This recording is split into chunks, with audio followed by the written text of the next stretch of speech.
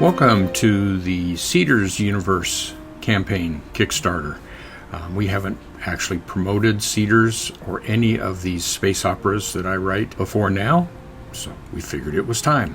My name is Dean Wesley Smith. I'm a New York Times and USA Today best-selling writer on numbers of books and under a whole bunch of different names over the decades.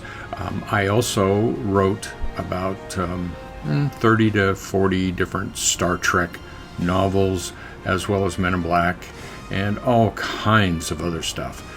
In the last 15 years, I've been writing only my own stuff, and part of that is Cedars.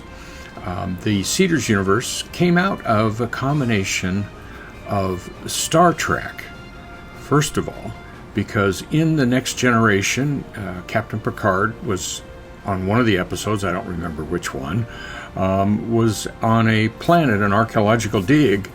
They're trying to figure out why all of the races in the different part of, in the Star Trek universe are all humanoid.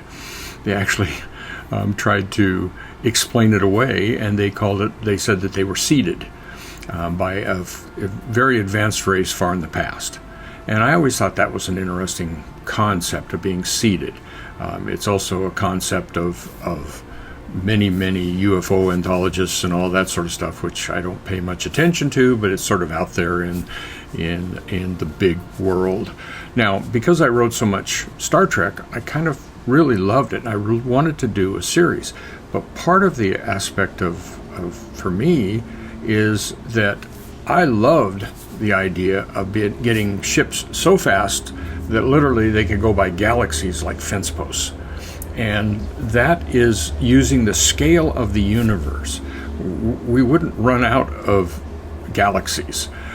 Just around the Milky Way galaxy here, I think we have 5 to 7 satellite galaxies, and not counting, the Andromeda is fairly close, and that's another spiral galaxy, and there's dozens of satellite galaxies around the Andromeda. I'm functioning at a scale that is very, very, very large.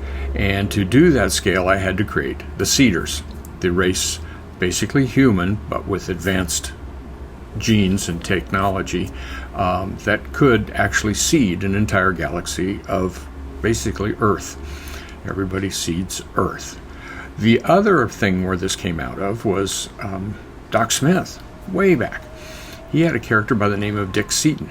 And basically, Dick invented a spaceship in his backyard and went on. And so that's how this whole series got started, is I wanted to do kind of a Dick Seaton riff. And the characters invented a spaceship. They were MIT grads, and they invented a new engine, and they got off the planet, and everything went great until they discovered that all the other planets in the M-class Goldilocks zone around the star were also Earth, almost replicas of Earth. And that story is part of a novel in one of the Cedars. And then the third place that this came from was a Janis Ian song. I was invited into an anthology of authors to write a story from a Janis Ian verse.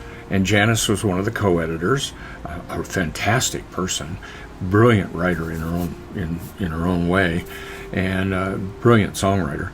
And I took one of her lyrics and basically did a end of the world kind of thing. It's the prologue book to all the Cedars. There is no space opera in that one. It is just a prologue book, but those characters come back later. And the first parts of numbers of the Cedars books are set in that world that I wrote for Janis Ian. So that's how it all started. It's great space opera. It's great fun. It's gigantic scale. No one in science fiction has written at this scale at all. And so it's been really fun for me to do, and I hope you enjoy the new book called Rescue 2.